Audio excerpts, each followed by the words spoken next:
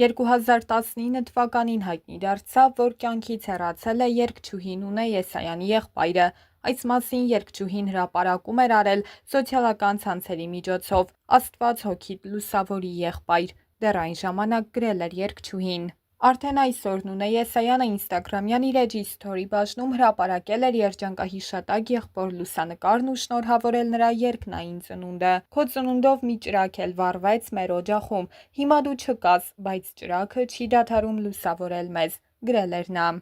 Նշենք, որ արդեն տարիներ շարունակ է, ինչ երգչուհու անձնական կյանքն ու նրա ստեղծած ներդաշնակ ընտանիքը հանրության ուշադրության կենտրոնում են, ու երգչուհին ինքն էլ չի խուսափում խոսել այդ մասին։ Իր տված հարցազրույցներից մեկում անդրադառնալով ընտանիքին վերաբերող մի շարք հարցերի, Նունե Եսայանը պատմել էր. Իմ 50-ամյակին պսակադրվեցինք եկեղեցում, մտածում էինք ինչու փոխենք այս ուղին, եթե ճիշտ գնում ենք, թուղթը մեզ համար կարևոր չէր, իսկ եկեղեցին կարևոր էր, ավոյի մեջ էլ է քիչ աքլորը, իմ մեջ էլ, ցուցամոլությունը մերը չէ, իսկ առյուծ լինելն էլ ինձ զսպում է, որևէ վեճ չի եղել, փոքր հարցերում կարող է նեղացել ենք, բայց դա տևել է մի քանի րոպե, իսկ այս տարիների ընթացքում փոխվել են նաև մեր մոտեցումները տարբեր հարցերի շուրջ, ավոյի շնորհիվ փոխվել եմ նաև ես, բայց այդ անցումն այնքան սահուն է եղել ու բնական, որ մենք չենք էլ զգացել, ուղղակի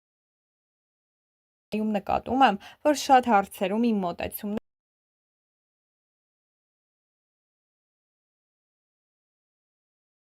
ցույց տվեցին, որ մենք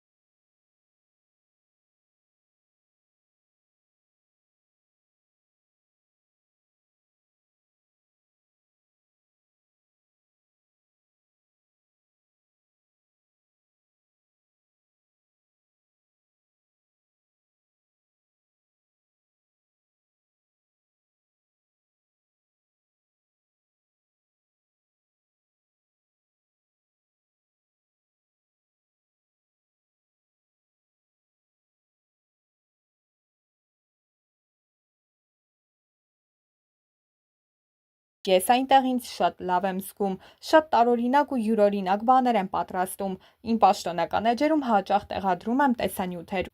ու արձագանքները միայն դրական են, դա էլ յուրօրինակ ձև է լսարանի ու երկրպագուների հետ շփվելու, անմիջական շփումները իհարկե այլ զգացողություններ են, բայց այդ տիրույթն էլ է հետաքրքիր, վերջին 2 տարին է, որ ակտիվություն եմ ցուցաբերում, միշտ մտածել եմ, որ ինքնագովեստ է, բայց հասկացա, դա այսօր շատ կարևոր է և ոչ թե ինձ գովելու, այլ պարզապես ինֆորմացիայի տարածման համար։ 2015 թվականին շուրջ 16 բարեգործական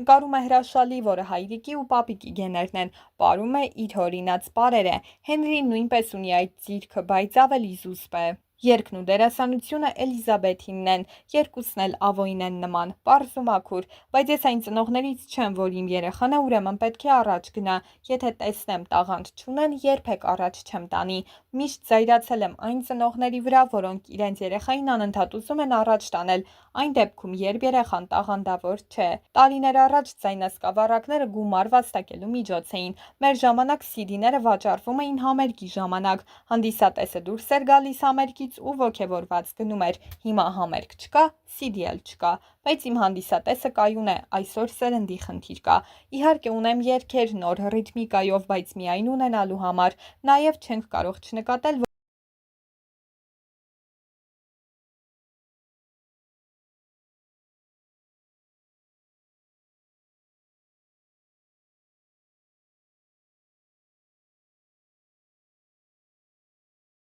նոր գործիքավորմամբ։ Վերջերս ակումբային մի քանի համերգ եմ ունեցել ու արձակները բավական լավն էին։ Ես ուր գնում եմ, իմ նվագարկիչը միշտ վերցնում եմ հետս։ Վերջերս փոքրիկ համերգ ունեցա Կիպրոսում։ Համերգը մեր էներգիան է, հոսանքը, իսկ հիմա 5 է պակաս, որպեսի հոսանքազրկվենք, որքան էլ հիվանդ լինեմ, վատ զգամ, գլխացավ ունենամ, ու այդ պահին ինձ կթվա, թե ես ոտքի վրա չեմ կարող կանգնել, ինչպես պետք է բեմ բարձրանամ, հենց բարձրանում եմ բեմ, երգում եմ, ամեն ինչ մոռանում եմ, դա ուրիշ աշխարհ է։ Իմ դեպքում չի ստացվում մանկավարժական գործունեություն ծավալել, ես այդքան համբերություն չունեմ։ Եթե բացում ես դպրոց, նույնիսկ միջակին պիտի ընդունես, իսկ ես միջակների հետ չեմ կարող աշխատել։ Պիտի ծնողին ասեմ երեխային տարեք տուն, ձեր երեխան լավ չի երգում, իսկ դա ծնողին դուր չի գա։ Շատ բաներ են խախտվում կյանքում, բայց դա մի որոշ ժամանակ, առաջին մի տարին երևի, հետո ամեն ինչ գալիս տեղն է ընկնում, որովհետև երկրորդ մարդ է հայտնվում կողքիդ։ Եթե ամուսնացար եւ քո ամուսինն է, ինքը ամենագեղեցիկն է, ամենալավն է։ Գրեթե 20 տարի է միասին ենք Ավոյի հետ, շատ բան է անցնում։ Գիրքը մի քիչ պակասում է։ Ավո Խալացյանն էլ իր հերթին պատմել էր, որ Նունե Եսայանի եւ իր հանդիպումը եղել է գեղեցկության սրահներից մեկում։ Կաբինետ ուներ Նունեն Ետնամասում եւ ծրագրվում էր Փարիզի գալա համերգը, այդ թվում ես էի։ Կեցցեն ունեն, որ ինքն էլ լինելով այդ բնակավարի մարդ, կարողանում է առաջինը ինքը ունենալ այդ հավասարակշռությունը, հետո այդ հանդարտությունը զուսպ լինելու արվեստը փոխանցի։ Ես շատ էմոցիոնալ տաքարյունի մեկն եմ, շատ է օգնում, որ երկուսդ էլ արվեստի մարդ եք, դա օգնում է ներդաշնակ լինելուն։ Խանդը ընդհանրապես չի եղել, եթե բեմին հավատարիմ ես, փակվում են երկմտելու թեմաները։ Նունեն շատ խելացի է, նա մի քանի քայլ առաջ կանխատեսումներ ունի, շատ պրոֆեսիոնալ է իր գործի մեջ։ Իսկ անդրադառնալով իր մեկնաբանություններին երգչուհին նշել էր. «Մարդիկ ատում են ինձ երբեմն գրում են ու ես ասում եմ Երանի ինձ ճանաչեր այս գրողը ու հենց հիմա ամոթից գետինը մտներ իր գրած մտքի համար, իսկապես վատ բաներ են գրում, ես չեմ նեղանում, ներում եմ, ես ամեն օր ավելի եմ սիրահարվում իմ երկրին, քաղաքին, շրջապատին եւ որևէ մեկը մի հատ վատ խոսք ասեց, ես կարող եմ պայթել, միակ բանը, որ կարող է ինձ հունից անել, իմ երկրին, քաղաքին, հային կպնելն է, ես բոլորին սիրում եմ, վատ, լավ, միջակ հայերին»։ Խոսելով հայաստանյան այսօրվա իրավիճակի մասին Նունե Եսայանն ընդգծել էր. «Կոպիտ կհնչի, բայց սովորեցինք, բայց ծեծելով վերքը կոպտացավ, էլ ցավ չես զգում, եթե միանգամից լիներ, կարող է խելագարվեինք լրիվ, բայց եւ վատ լինելու, այս երեխաները երկակի հերոսներ են, ինձ քարկոծեցին, ինչ ասես ասեցին, երբ մի հաղորդման ժամանակ ասացի ուր է այդ հայրենիքը, որ իմ երեխան ասի զոհվել են ինչի համար, բա ուր է այդ հայրենիքը, ինչ եմ ասելու, ինչ ձեռք բերեցինք, այդ խորը ցավից հետո պետք է երգեինք, երգելս չէր գալիս, հիմա ինձ ասում են